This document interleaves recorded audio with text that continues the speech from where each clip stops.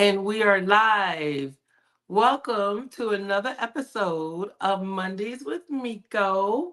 And this is the Absentee Ballot Edition. And I have an amazing guest that's in the back room. And she will be coming on in just a short, y'all. But for now, let me know you're here and please like and share. And remember, even if you are dialing in, or if you're watching me on the replay, you can still like and share. All right. So I hope everybody, I'm gonna go to my page and do just that. Because I've been noticing that for some reason when I've been sharing it, it's been coming up as like private or whatever. So I'm going to make it public so everybody can see it on my personal page. But I do thank you all for joining, like, and share. If you want, let us know that you're here. This is the absentee ballot voting edition, the good, the bad, and the ugly. So you're going to learn some stuff in this edition of Mondays with Miko. So, matter of fact, somebody asked me to send them this link specifically. So let me go ahead and get that to them too. But remember, you can when you're watching the show, whether you're watching it on replay or you're watching it live with me, you can like and share. Really, really appreciate it. It helps me to get the word out about my run for mayor. And what I'm really excited about with this particular show is that we are going to hear from somebody who in my book is a true hero as it relates to absentee ballots. You know, she learned a lot in her first time running for office, and hopefully I'm kind of queuing some up for you guys. But she learned a lot in her first time running for office, and to me, she did some big things. Hello, Cynthia. Hello, Cynthia. It's good to see you tonight. Hope everything is going well. So last week on the campaign, so I'm in my office, my campaign headquarters, and I can look at kind of last week we had Terry Davis and we talked about the abandoned houses in Naka. So we talked about tearing down the abandoned houses and how we're going to be building brand new houses in the city of Mullins. Yes, new houses are going to be built in the city of Mullins, and you need to get on in on this. We have a meeting coming up on October 19th with these wonderful people that will help you if you have a dream of home ownership, that will help you get a mortgage with no money down, no money down, no closing costs, and your credit score will not impact the decision. You're gonna have to do some work. That's NACA. You can find information out about NACA on the Pick 42 Foundation website. There was also two city meetings last week, and I attended both of them. One was the regular city council meeting, and there was a lot of updates on the abandoned houses at that city council meeting update. That was really good. And then the other meeting was the city planning meeting, which was also pretty fabulous. Olga Rita, big props. Big props to Olga Rita Wright. She lives in Marion, but she has a heart for Mullins. You know, she's employed by Mullins, but she's just doing a great job. I just have to say it. You know, the community and a lot of us came out. We were able to discuss with the directors at City Hall kind of what we wanted to see. Like, do you want streets? What are the concerns and issues? There were people that were there that were concerned about strays and things that we could do about strays. And we talked about community policing. And the chief gave us an update on the cameras, how the cameras would work, and the cars that they bought, and why they went through that whole process. And the difference between the city council meeting and the public hearing is the city council meeting to me is more like, they meet 12 times a year, and it's more formality. Where if you join the city committees and go to the public hearings, it's more like you're going to find out what's going on and be able to talk to somebody and get some help from the people that are doing it. Then on Friday, I went to the NAACP forum, and it was the first forum of this election season. And I got an opportunity to address those that came. And if you haven't seen it, I did post it, think, on the Friends of Miko Picket page, and it's floating around the internet, my speech and kind of what I said. And those asked me, I did not have any notes. I was speaking directly from my heart. You know, I'm running for office for you. And what I have to say is based on my experience and it comes from my heart. Oh, thank you so much, Felony. Look at these. Aren't these so cute? These are so cute. She hand makes these. Felony Graham on Facebook. So you can get these earrings and they are gorgeous and light as a feather, y'all. Light, light. All right, let me go back. Um, so that was on Friday. We had the hearing. So a very busy week. This week is also very busy, but I will come back to that because I don't want to keep my guests waiting any longer. So, without further ado, I am going to bring to the stage my friend, Miss Kendra Fling. And Kendra, you are my hero, honey. Oh no. Yes, But you are. thank you. So, And I'm welcome glad to to be here. awesome. The good, the bad, and the ugly of absentee ballots. Woo! Well, first let's talk about you. Let's talk a little bit about you. So tell me, what do you do? So I know you ran for coroner. We're not gonna really get into your run for coroner, but we'll talk about what you do for a living and your business. Can you just give us a brief Yeah, overview? yes. So I am a nurse practitioner and I own an occupational health practice here in Marion on Main Street. And one thing that I do is we when people hear me say occupational, they think occupational therapy, but it's actually occupational health. And so we focus on anything that you need for your employees to be safe. So that means that any pre-employment, physicals, drug screens, background checks, TBs, skin tests, and vaccinations. And so what I like to tell people is you would get your employees ready to go to work, and we keep them on the job and keep them safe. And safety is one of our main areas that we focus on. And so by doing that here in the community, I've always educated, I've always been a part of this community. Anyone that knows me knows that I've been a nurse practitioner for about 10 years. I've been in the healthcare field for about 15. And so you can always call me and ask me a question. I don't shy away from any healthcare questions. And so, and if I don't know, I'll say, oh, I don't know. Let me find out some information for you on that. And I'm always big on researching where you need to go for the next step. And so some people know that I spent some time away at MD Anderson a few years ago because was diagnosed with a tumor. And that is one of my biggest driving points for me.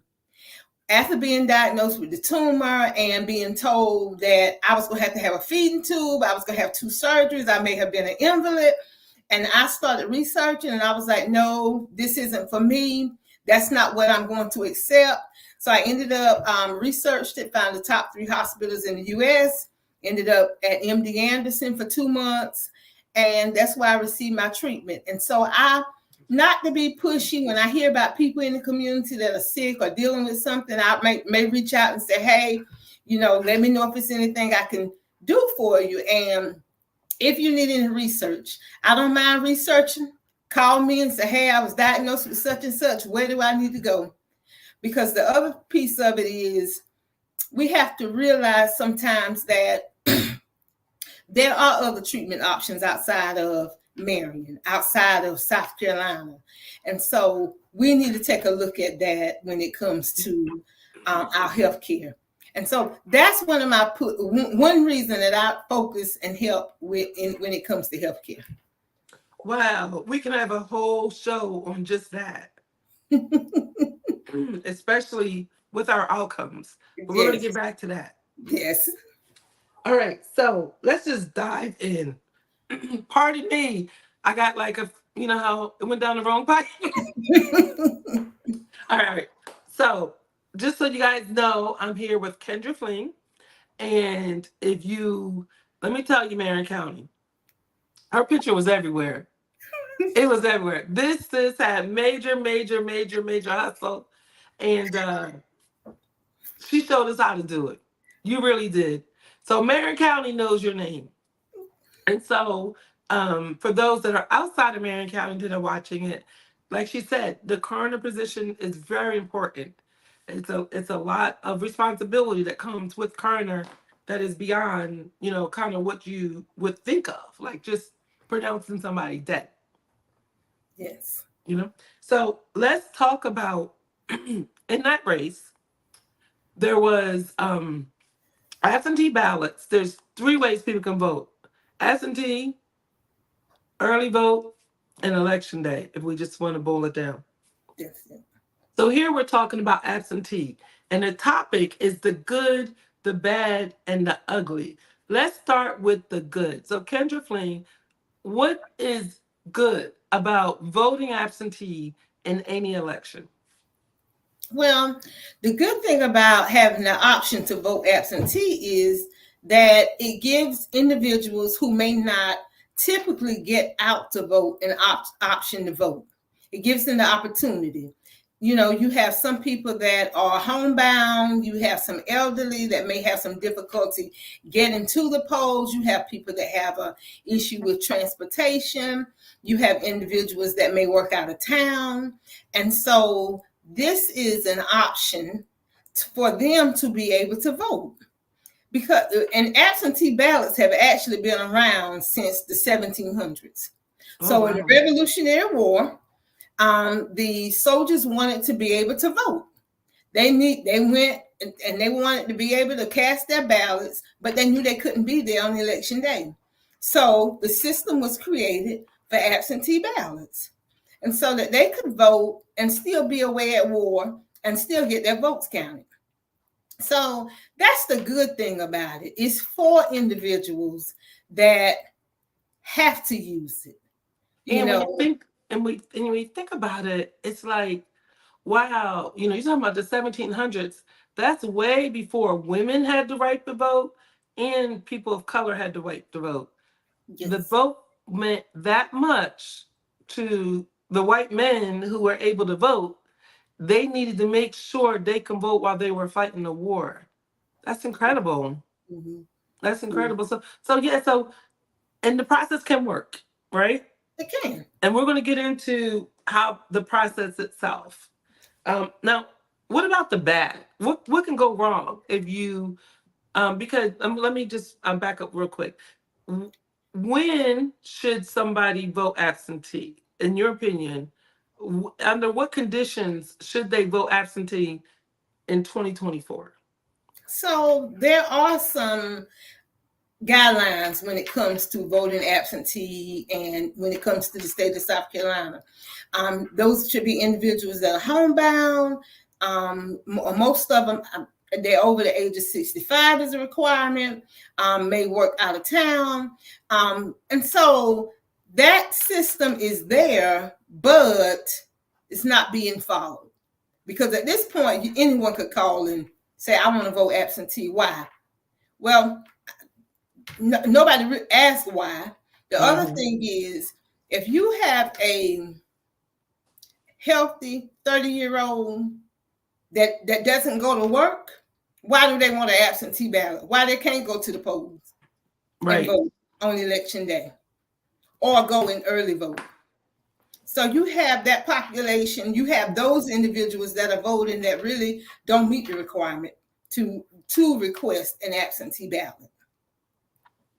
So let's get there. What can go wrong? What is the bad? So the bad is, one thing you have to understand is that there is a process. You have to call, request your application. You request the application is sent to you, and then what you do is send the application back to the voter registration office. And then when the absentee ballots are released, then you receive an absentee ballot in the mail. Then you complete your ballot and send it in. This sounds a little convoluted, but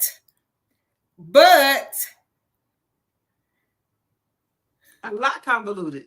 So you mean you have to call, request a ballot, get an application in the mail, then go back, send the application in the mail back, wait for that to come back to you, then you Wait, could fill out the ballot. wait for the application to get back to the voter registration office. Voter registration office will then send you a ballot after the application has been received by them. Then you get the ballot. Then you complete your ballot, and then you send it, you mail it off. And so one thing about the ballot is the ballot, when you receive the ballot, it's in a self-addressed postage paid envelope. Oh, good. Nobody Okay. has to pick up your ballot. Okay. So the bad about it is, if you don't complete it correctly, if you don't complete that ballot correctly, because there are specific instructions on the ballot as far as your signature, a witness, any markings on there. And so even on the ballot, it states, if you change your mind or if you mark two, you request a new ballot is what should happen. Because if not, then your ballot won't be counted. So that's one bad thing. You could actually make a mistake on it or put a mark on it in error, and then that voids your ballot. So that's the bad one. Bad. And if I can say, if I can say, don't forget that. I want you to hold on to that. I'm a witness to that because what happened? What happened with me when I ran for state house? They brought me into. I got a phone call to come down to voter registration because there were so many ballots that were being rejected. And the reason why those ballots was being rejected is because somebody had filled in a dot for me. So they had circled the dot for Miko Pickett, and then they scratched it, and then they circled the incumbent that I was running against. And that happened over and over and over again. And at that point, they had never seen that kind of mistake happen so many times. So, so I what can relate. happened is that what happened is that they actually had to go with the will of the voter. So the people in the room made the decision on how they thought that voter wanted to vote. So here it is, you may have thought I'm gonna do this absentee because it's convenient for me, but your vote is somebody else is making that decision. And that was quite this concerning for me. We do have a question for you, and hold on to that the number two. Okay. So Cynthia Wilson is saying that's what she needs for her 94-year-old. Yes, Cynthia. Cynthia, that's what you need for your 94-year-old, but you need to manage your 94-year-old's ballot. Not allowing someone else to come there and request the ballot, or I'm coming back for the ballot. And this is key. People need to understand that their family, your family members, your church members, you need to be ensuring that they are completing their ballots. One thing is, in order to request the ballot, you're supposed to be a close relative, which is a spouse, mother, father, or child. And so individuals just requesting ballots for people should not take place. But Cynthia, call voter registration, request the ballot for your 94-year-old. Is that your grandmother or grandfather or parent? Request the ballot, request the application. Request the application. When the application comes to you, complete the application, have them completed. You have to put the last 4 digits of the social on there now and send it back. And so you will have to put a stamp on that envelope, but you will send that back to voter registration.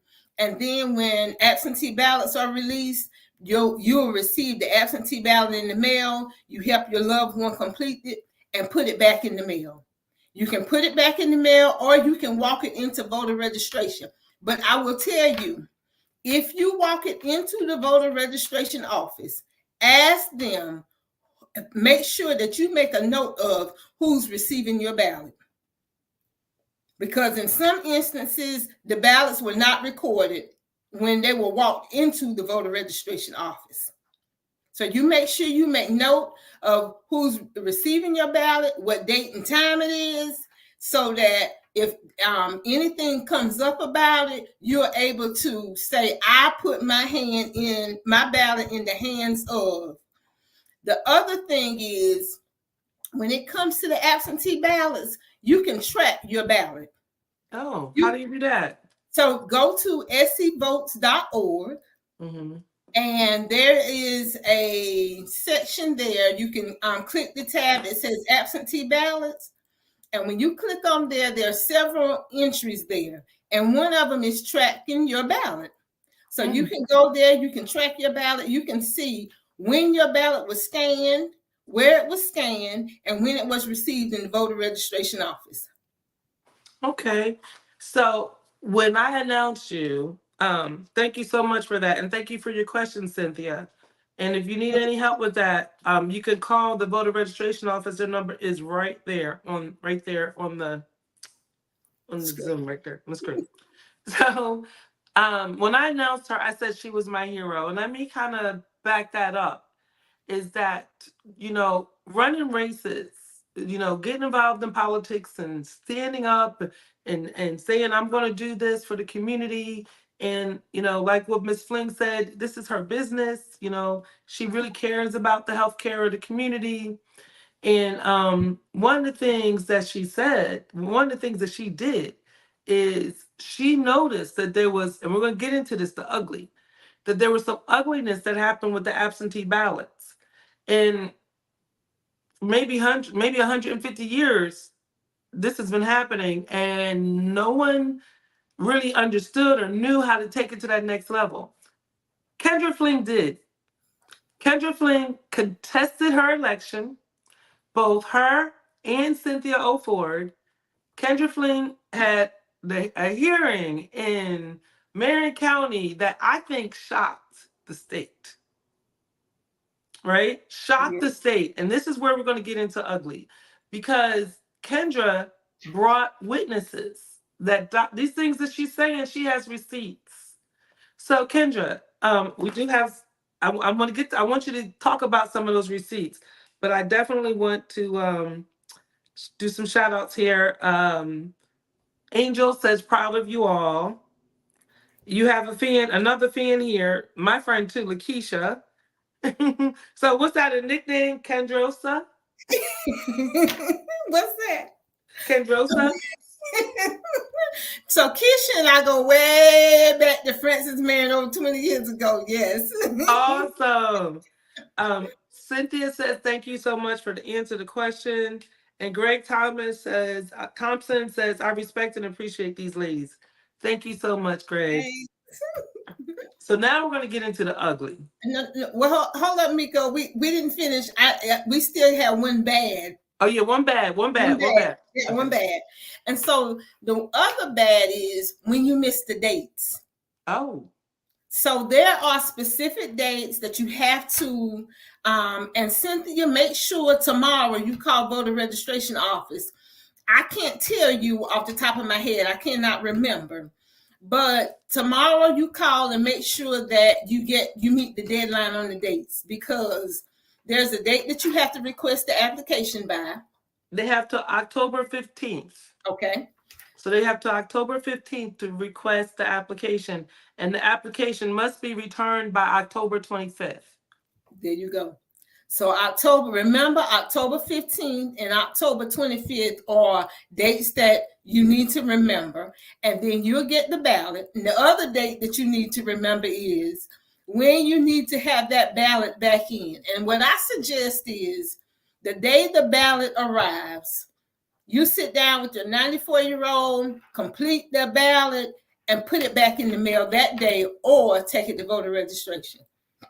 Because we don't know what may happen. Right. Something may come up. We might have another little hurricane, and then your ballot doesn't get in. or for some reason, or if you put it in the mail, it gives you time to track it before it has to be received. And so, with that being said, if you track that ballot and that ballot hasn't been received the Wednesday, Thursday before the election, if your 94-year-old can get out, all you got to do is get them in the car, because that voter registration will come out. They do curbside voting. They'll bring the machine out. You can complete the ballot, and so that if it never makes it to the voter registration office, you have casted another ballot. Now they may tell you, no, you can't do that because you received the absentee ballot, but you can. And you tell them, it hasn't arrived yet.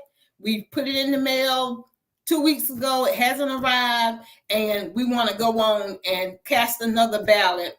And so if that ballot doesn't arrive, it can be counted. If your absentee ballot arrives, then they'll just discard that. That one will be voided. Okay. Okay. So Stacy says, Stacy Davis Anderson says, good information. So just to recap a little bit, I'm with Kendra Fling, and we're talking about absentee voting, the good, bad, and the ugly. If you're watching on replay, you're just joining, please like and share. And so Kendra, so on the good, you talked about it's a very good process. It is. For those folks who need it. Yes. You just can't vote for whatever reason. In the 2 weeks that are allowed for voting. On the bad, you got to be very careful. You got dates that you cannot miss. You got to make sure that everything is completed 100% accurately, filled in just right, signed, stamped, and all of that. Mm-hmm. That's the bad. You ready for the ugly? Woo, let's get ugly. So the ugly has truly been a lesson for me. So the ugly is that you have people that will manipulate the system. I don't care what the system is, people will figure out how to manipulate it. And so when it comes to the ugly, we citizens have to be vigilant. We have to be aware of what's going on in our households, with our families, with our church members, because there is a system in place that is manipulating the system. And so if you have Cynthia talked about her 94-year-old loved one, Cynthia, don't let anybody come there and convince that loved one, I'm going to request your ballot for you. That should be done by a family member, a close relative. And so what happens is you have people that are working this machine that they go out in the communities, they request the ballots, and some of them, they may ask you, do you want to call and request your ballot? You can vote from home. You don't have to go to the poll. You can get your ballot right here. And so let's request your ballot. Some people have been, it has been noted that some people never requested their ballot, but they received the ballot. So somebody requested it for them. Or how did the voter registration office know to send this individual a ballot? So you request your ballot. Call me when your ballot arrives. Why do I need to call you when my ballot arrives? Right. You don't need to know when my ballot arrives. That is a private process. No one should be standing over your shoulder when you cast your ballot. You should make that decision yourself. Right. And so once you receive your ballot, you complete that ballot, and like I said, put it in the mail, give it to a loved one. Let them take it back to the voter registration office for you if you're not comfortable with putting it in the mail. But the ballot is in an envelope that's stamped. Nobody has to pick up your ballot. And so in Marion, it's almost like a plague. Marion County Mm. has been plagued with dishonest and manipulated elections for years. And we all know this. I didn't know how the system worked until June. But one thing about it is that has been very disheartening for me is individuals saying, oh, it's always been like that. Right. But it's time out. It's time out for it's always been like that. Because Right. we'll never move forward if we don't change this system. We'll never move forward if we don't talk about it. We'll never move forward if we don't speak up about it. And can I give them one fact? I'm gonna give them one fact from your race, and that is Marion County in June for the primary turned in 15% of the statewide absentee ballots. But Marion County only makes up less than 1% of the voting population. Mathematically, that's not possible. So forget everything else, right? We kind of know who these people are that are in the community that are doing this. They know the names, right? But mathematically, there's no way that that should have happened. So, but it took courage for you to stand before people without a legal representation. Not that you didn't try, Exactly. not that you didn't try, but like you said, it's so systemic in Marion County, this issue of fraud, that you are basically running against the wind, right? Yeah. You know, trying to fight this battle. And I thank you so much for doing that. You know, very courage. That's yes, Keisha said that. This is, I mean, very courageous. Mm-hmm. That's what you are. And I ran for office, and I didn't do what you did. It took a lot. But don't play with me this time because I'm gonna do it. Well, the other thing about Marion County, which is sad, is that Marion County known for this all across the state. When I say I ran in Marion County, that's all I needed to say. You But know, look what Tammy said. Tammy cued it. You and her. She was reading your mind. Tammy said fraud at the state level. You know, yeah, it's the ugly. it's the When we ugly. put this show out here, we said absentee ballots, the good, the bad, and the ugly. Ugly. And And if you gotta tell the truth. The truth is what it is. yes, Our yes, girl Lakeisha says, "Work, sis." That's right. yes. That's right. Um, Kendra done showed me the way. I don't know. You have, sis, for real. Well, Honestly. it's time to speak out about it. It's Right. time to put these systems to rest because what will happen is Marion County will never move forward. True. Will never move forward as True. long as these systems are in place. And the thing is, it's just about a fair race, right? That's it. That's all I So ask for. let the people choose. Let the people choose who they want to represent them. Right? Exactly. Point blank. No money, you know, all this money, who you paying and all that. Put that to the side. Let the people choose who they want to represent them, and then we'll go from there. Exactly. Two things I wanted. Two things I said I was going to. One thing I wanted was a fair race. Mm-hmm. The other thing that I said I was going to have was on June 12th, I would have my integrity. I wasn't going to lose my integrity behind a race. And those two things, well, one of them I kept. The one that I was able to control. Right. Right. And you did an amazing job. Now Well, let's talk about why you ran for coroner, because it's more. At the beginning of the show, you talked about how your practice at your place healthcare, and everything that you do there. How did that connect with you running for coroner? so, at your place healthcare is occupational health practice. But one thing that I look at is, and I followed this, and if you heard me campaigning, you know that I've talked about how Marion County, when it comes to our health, we consistently rank in the top 3 unhealthiest counties in South Carolina. And we're not addressing those things. We're not addressing the number of coronary artery disease deaths. We're not addressing the high incidence of cancers. So when I look at my practice, while I'm mainly doing DOT physicals and drug screens, I still educate.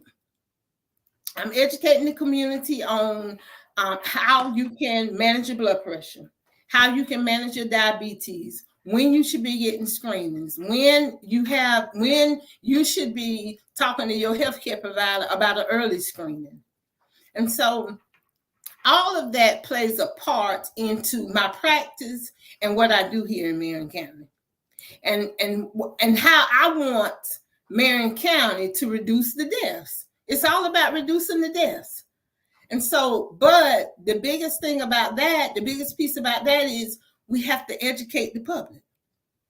We have to educate individuals on what healthy diet looks like, how they can improve their diet, how you can have a healthy meal and it not taste like cardboard. Let's talk about how you can prepare that meal, and just some strategies when it comes to your health, your family's health, just and across the board. Because one thing about it, when you look at a household and the parents are unhealthy or follow unhealthy habits, 9 times out of 10, the children will as well. And so what we want to do is reduce these premature deaths. And we see it, and it's not just the coronary artery disease. It's not just the chronic illnesses. We need to talk about the fentanyl. We need to talk about the drug overdose. We need to talk about the alcohol abuse. But we're not talking about it because we're not being made aware of what's going on in the community. We hear about the shootings, but how many deaths do you have from fentanyl? You hear that someone passed, but now was it a heart attack or did they have a drug overdose? Right. So just educating the public is just one thing that I have been interested in, have continued to have an interest in, and will continue to have an interest in when it comes to Marion County. Now you have an event coming up, right? I will be speaking for Lady Mazik. October the 25th. That is a Friday. It's a breast cancer awareness event. I have two engagements. It's the breast cancer awareness event that's on the 25th, and then there's another event, Wigs for Warriors, with Sissy. I don't remember Sissy's last name. I've known Sissy for forever. But that event is in November. And so I'll be speaking at both of those. And also, if you follow my business Facebook page, At Your Place Healthcare, every week, at least a few times a month, I release information for awareness. This month has been Gynecologic Awareness Month, and I have a post up now that's in memory of, many of you may remember Pam Purnell. It's in memory of Pam Purnell, who fought a battle and won when it came to cervical cancer. And so one thing is just making people aware of it. There are 5 gynecologic cancers, and we need to know that. We need to know when we should be screening. We need to know what the signs and symptoms are so that we can say, hey, I have this going on, or I have that going on when you go and speak with your provider. The other thing is, don't let your provider dismiss you. And say, and do your research. If you need help doing your research, call me. So My how do they get you, sis? I have your Facebook page here. Yes, Is that and how they reach out to you? you can reach me at my office. My office number is 843 Mm-hmm. 289 5061. And everyone knows that my cell phone number is not private. My cell phone number is very close to my office number. It's 843 Mm-hmm. 289 9061. Okay. Well, So, 5061 is here. mhm, This is the number where they can reach you, and then they can follow your Facebook page. Matter of fact, yes, I'll drop that in the comments so that way they can have that. And yes. then we have one more comment. I think you have a couple amens out there, sis. This one is from Angel Hill, and she says, "You did amazing, Fling. You held yourself very professionally and respectfully. I was there, and I commend you. I am sure you were biting your tongue. I was. I think she was at the hearing. She's talking about the Oh, hearing. oh, yes. Yes. Listen, just call you attorney. Attorney Fling. No, not at all. Don't call me. If you need an attorney, don't call me. Call me and I'll help you find. I'll try to help you find one. Oh my goodness. Oh my goodness. Well, do you have any? Listen, I appreciate our time. This was Absentee Ballots, the good, the bad, and the ugly with Kendra Fling. And you're not going to sit down with Miss Fling without learning something too about health and the community. So we appreciate that, Miss Fling. Miko, I want to add a couple of things that I want people to remember is protect Mhm. your ballots, protect your loved ones and their ballot because your vote is your voice and you need to be heard. Just make sure that when it comes to the absentee ballots, you're helping them. Nobody's coming there to help them fill it out. Nobody's coming to pick it up for them. Nobody's requesting it for them. Be vigilant and help your loved ones when it comes to their ballots. That's all I ask. One thing that I do say is I wanted a fair race, a race with integrity. While I may not have received it, I want the next person to. Wow. It's time. On that, that's a perfect way. That's a perfect way to end it. I love it. I thank you so much. And I will see you soon, my friend. All right. Thanks. Love y'all. Bye. Wasn't she awesome, y'all? Oh my goodness. Oh my goodness. Oh my goodness. Kendra is truly a shero, right? Like what she did, standing in front of taking it to the end, saying this isn't fair, bringing in witnesses. This woman rocks, and I believe that she's changed things in our county forever. So just to close up, a couple things.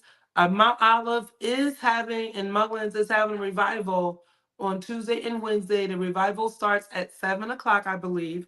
I just wanted to put that out there. Want to remind you guys, you have to sign up for NACA. If you have a dream to get a mortgage, you know what? If you are renting, you need to be a homeowner. Because you could be a homeowner for the same price it costs you to rent. So whether you think that that dream is not in, you can't do it, give it a try. October 19th, but you have to register. So go to Pick 42 Foundation's page on Facebook or also www.pick42foundation.org. It should be going out in the church relatively soon as well. Get the flyer, scan the QR code, sign up. Sign up so that you can achieve the dream for you and your family. And if you know somebody that you know is renting, have them come out. Have them come out. All right. And then the last thing I want to end with is it is an election, right, y'all? So, in elections, I have to bring this up. I want you to know my website. Elections cost money, right? So I have to ask you guys, um, Okay, Tammy. Tammy says, "Is voting for mayor limited to city limit residents only?" Yes, it is. In order to vote for mayor, you have to live in the city limits. So if you can, if you go to my website, www.mikoformayor.com, you can do a couple things. You can you can sign up to volunteer. You can donate to our campaign, especially as we get more closer to the end of the campaign. We're going to need more financial help. We're pretty much done buying yard signs, but on the 26th of October and November 2nd, those are 2 days, Saturdays, that people can vote. So we're going to be planning a celebration of voting on those 2 days. And so we're going to need money so that we can buy gas cards to help people take people back and forth to vote. And you know how we do it. We like to celebrate voting. So, let's come together. Let's have food. Let's have music. We could use some money. We need some money to make that work. So if you go to www.mikoformayor, that's all it will take. Okay. And I got another busy week this week. I am looking forward to just continuously getting out there and meeting you. If there's someplace I can go, hit me up. My phone number is 843-350-2570. All around town, about half of those yard signs have my number on there. So be like, Miko gave me her number, but I can't find it. Just look at a yard sign, especially the big ones. The big ones have my phone number on there. All right. So looking forward to meeting you guys where you are and just putting in the work. I see y'all next Monday. Bye.